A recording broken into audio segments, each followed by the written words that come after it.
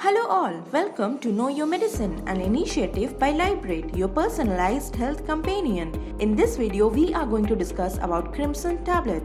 We will be discussing elements like why it is used, to whom it is prescribed, its consumption and various side effects. Before starting with the theory, let me tell you a brief about this tablet.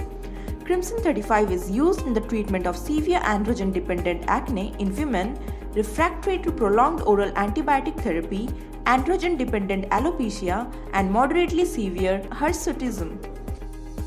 Cyproterone acetate contained in Krimson 35 blocks androgen receptors. It is an anticoagulant which prevents regeneration of vitamin K1 epoxide, which in turn inhibits the formation of vitamin K-dependent coagulation factors. This medication is generally prescribed during hormone replacement therapy, oral contraceptives, painful menstruation, facial hair growth, acne, dysfunctional uterine bleeding.